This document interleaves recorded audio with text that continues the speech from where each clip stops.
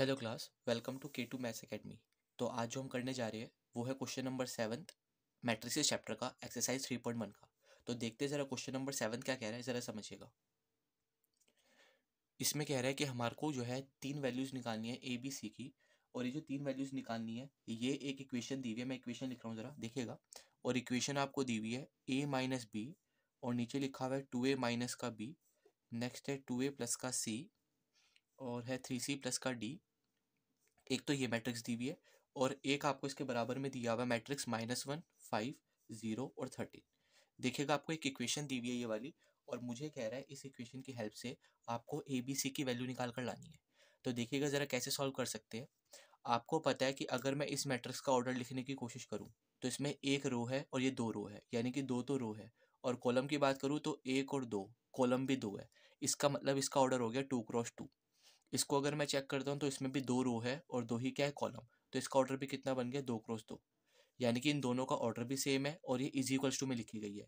तो हमने पढ़ा था कि जब भी दो मैट्रिक्स के बीच में इक्वल्स टू का साइन आ जाता है, इसका मतलब साफ है दोनों मैट्रिक्स क्या है, इक्वल मैट्रिक्स है।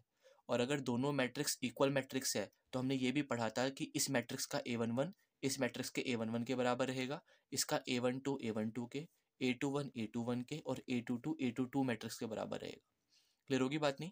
इसका मतलब मैं यहाँ से कह सकता हूँ कि जो मेरा a माइनस बी है वो मेरा -1 के बराबर रहेगा। साथ साथ मैं कह सकता हूँ कि जो 2a प्लस सी है वो मेरा 5 के बराबर रहेगा।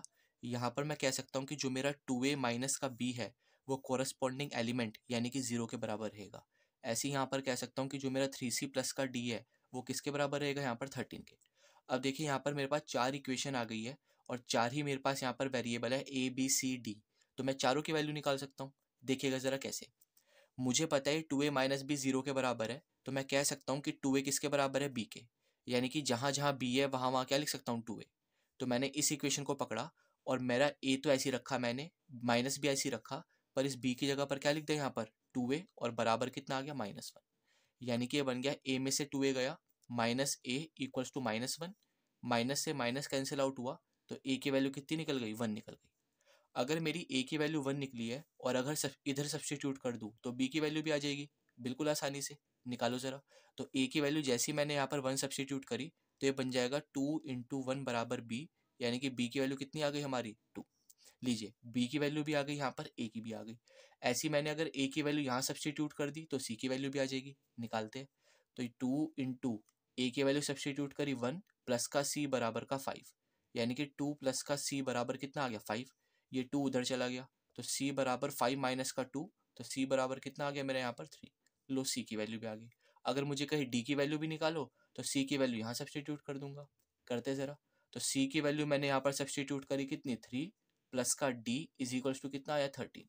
यानी कि 9 प्लस का d इज इक्वल्स टू कितना, 13, और d इज इक्वल्स टू आ गया 13 माइनस का 9।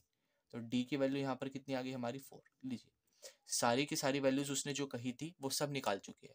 हालांकि उसने तो केवल कहा था कि ए बी सी की वैल्यू निकालो, पर हमने यहाँ पर ए बी सी और डी चारों की वैल्यू निकाल दी। बस बात एक ही ध्यान रखनी है कि अगर मेरी यहाँ पर दोनों मैट्रिसेस इक्वल है तो इनके जो कॉरेस्पॉन्डिंग एलिमेंट्स रहेंगे वो भी हमेशा क्या रहेंगे, इक्वल। कॉरेस्पॉन्डिंग एलिमेंट इक्वल होने का सिर्फ एक ही मतलब है कि a11 के बराबर, a12 के, a21 a21 के, और a22 मेरा a22 के बराबर रहेगा। क्लियर है यहाँ तक बात नहीं?